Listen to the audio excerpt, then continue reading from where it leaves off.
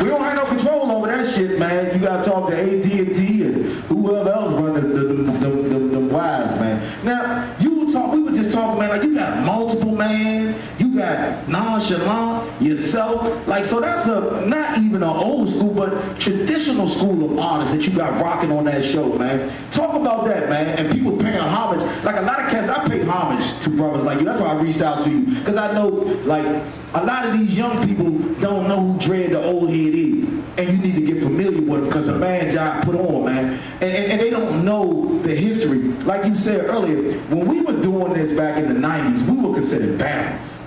Shout out to, we even got classmates in here. They'll tell you, we was in here dancing and doing that. We was considered cold Alabama's doing it. But we trendset it and got it to this point, man. And now, like, we made it a cool for guys like you to be able to do this. And Lamar, come on up here real quick, man. I know this is ghetto. It's ghetto fabulous, but it's the Eddie Kayne show, man. Come on, sit down, bro. This is my man right here, man. Niggas don't understand, like, and my man right here on the camera, too. Salute, bro. We had deals on the table from Ice Cube, Warner Brothers, for my man. We done seen all the money side. You understand what I'm saying? Guess what you do when you get that motherfucking record deal? You like, oh shit, I got a record deal now. Yeah, nigga, y'all make me hot. Guess what they saying? Oh shit, we gave you niggas 300,000. Nigga, make yourself hot. That's right. Fuck a Benz and a big ass motherfucking plate of gold on your motherfucking chest, nigga. Cause 3 years down the line, you gonna be mad as shit. You ain't take that money and flip some bricks or some shit. At least something you could have had. We like, damn, dog, we didn't think this money was gonna never stop. You understand what I'm saying? But if you ain't gonna invest in yourself on that back end, dog, they not gonna keep giving you money. This an industry that's based on what have you done for me lately. You got niggas that had hits out 4 years ago. And niggas is like, where the fuck is this nigga and that nigga?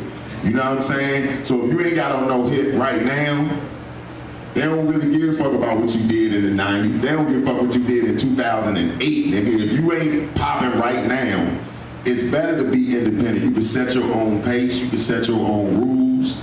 You can set your own movement and make these niggas come to you like they did 2 Chainz with the motherfucking bag of bread. And him see his man, our man talking right on the phone to the nigga like, yeah, I'm about to go up Def Jam and get my motherfucking 2 mil. Period. Ain't no, well, we gonna give you 2 mil and y'all, nah, nigga, this how we gonna do it. I'm hot on the street. So y'all can't offer me shit now. I can offer y'all something, but it's gonna cost you 2 mil. Point blank. And everybody got the power to do that shit. Cause when we was coming up, when Ed was coming up, wasn't no internet, wasn't no Facebook, wasn't no motherfucking MySpace. When they say Easy E and Dre and all them niggas was selling shit out their trunk, they was really selling that shit out their motherfucking trunk. No, y'all remember DDTP? Y'all remember All Days? And these niggas had gear before they had motherfucking stores, Kirkbone and niggas. Gucci and all that shit. Hobo, you had to go to them niggas' house or where the fuck they was at, catch them on the block. No bullshit. You gotta, why would you, if I got some motherfucking coke, I'm not letting none of you niggas sell it. I'm selling it my motherfucking self. And this nigga I'm gonna give out some motherfucking samples, and I'm gonna say, this is what I got. The niggas at the block, not that motherfucking bullshit. But your man got that. Come holler at me. And that's how you should think of your motherfucking music. It's dope, nigga. You can sell it. If you can sell some illegal shit, trust and believe you can sell some legal shit. This shit ain't illegal nowhere, nigga. They letting us do this shit. Let's shine. The thoughts that this came out of his mouth of Dread, the Old Head, and there's no affiliation of the Eddie Kayne show.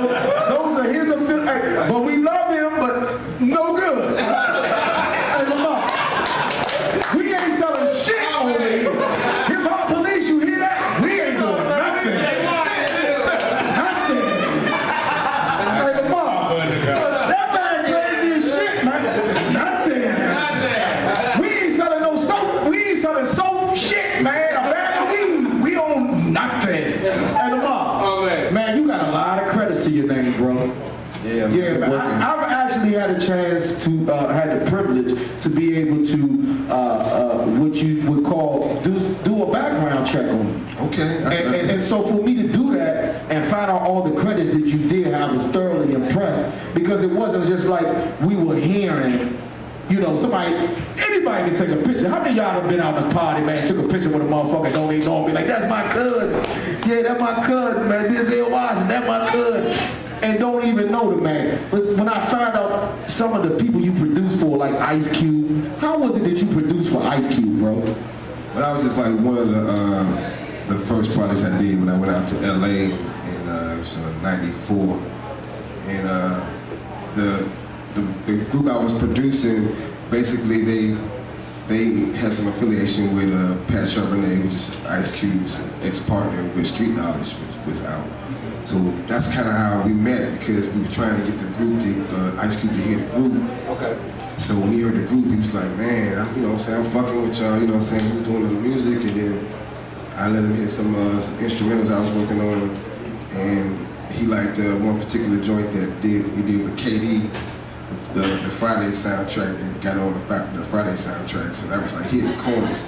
And it's crazy because I didn't think much of it, but recently I went on YouTube and I searched that song, and somebody had posted it up, and all these comments I was seeing, like just from old school cats and new school cats, was like they remember that joint. I'm like, wow. It's just like, music can take you a whole different, a lot of different places, but you know what I'm saying, it's changed so much since then.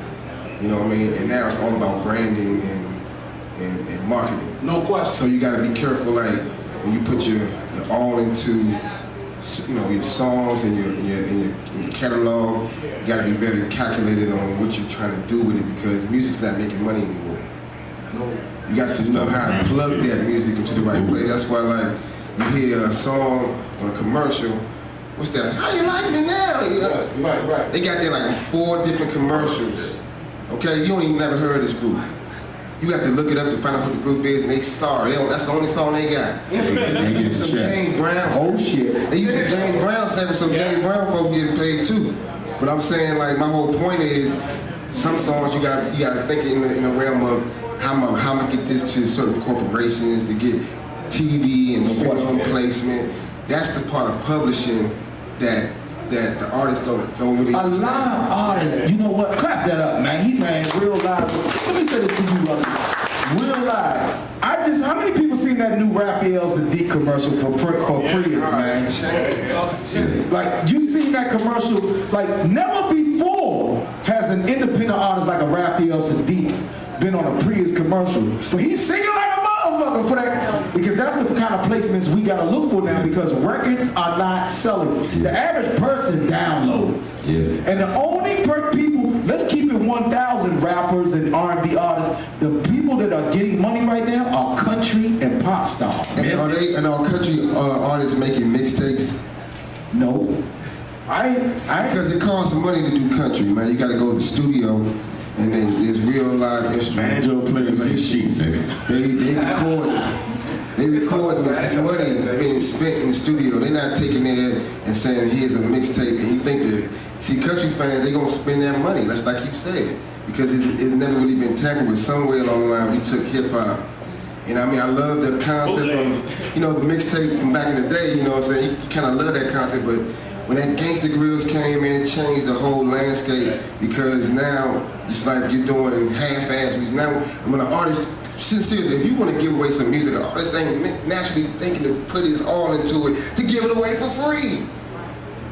How many of y'all, by the way, a show of hands, have done that, man? How many of y'all put your all into it, spend all your money, and give away a mixtape for free? I mean, We gotta do it now, because that's the field we on. But it's only working for the major artists. You see what I'm saying? That works for Wayne, that works for Jeezy, but it don't really work for a new artist. So you gotta be careful how you working that mixtape game. So now you got. So do we go back to doing albums, Lucky? Do we go back to doing albums? We do albums, but use your mixtape like Gucci Man uses his mixtapes. Okay, he giving them away free. They on that piff, but he booking shows that way. If you all of this is great. You know what I'm saying? We gotta come to stuff like this. You understand what I'm saying? We have to come and support our own. But two, you should be out there trying to book yourself some paid gigs. I don't give a fuck if it's $100, nigga. You do 4 of them in a week. You feel me? And then I don't know what your motherfucking line is for you to be broke. You feel me? But at the end of the day, I feel like this, man. We take too many motherfucking chances on them streets that we could be taking on ourselves. We could be investing in ourselves. A nigga go spend that money on some dumb shit, but won't go spend it on himself. So if he's saying is telling you the truth, set it up like they set it up. They putting out their mixtape to promote something. Okay, Drake, when you first started hearing about that nigga, yeah, it was from his mixtape, but it got you excited to go get his motherfucking album. So he might have gave you the mixtape free. That's just the sampler. That's the shit to let you know what I do. You know what I'm saying? Or that's with anything. You give them that part free, and now you got a demand for niggas that's riding around looking for your shit. That's like, who got Shock Lizzy shit or who got this nigga shit?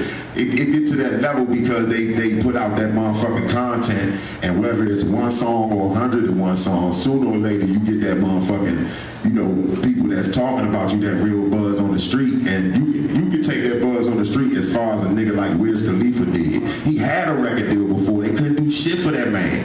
When he left Warner Brothers and went back to Pittsburgh and said, man, I'm about to, you know, world star my shit, I'm on YouTube my shit, I'm gonna be out there doing the small shows, the big shows, whatever I can get myself on. Now the record company's got to come back to him. The same, he signed with the Atlantic, the same shit as Warner Brothers, but at the same time, now they got to come to him correct, because they know this is what this man brings to the table. He at first, these motherfuckers don't know how to market you, Chief. They don't know you. They don't know what you do.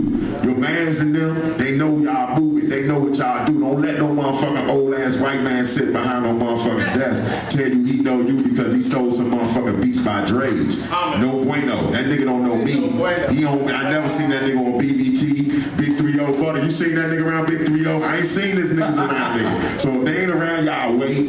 You feel me? They don't know y'all. Y'all can only market yourself. That's right. Hey man, this man got a lot of knowledge, man. You gotta clap it up for Dre the old head, man. You can tell when a motherfucker, man, shut up, Tom. You can tell when a motherfucker knows something. Like, you know, me and this man done had verbal disputes on Facebook, Twitter.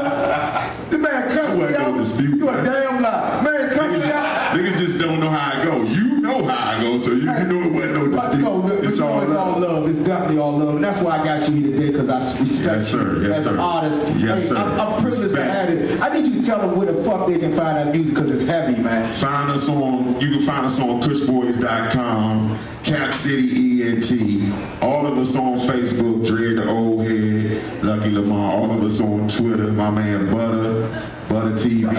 Me and Butter got money to get. Elbows Reality. Shout out my man Prone too, you know what I'm saying? No I see his DM. Yo, check this after you hear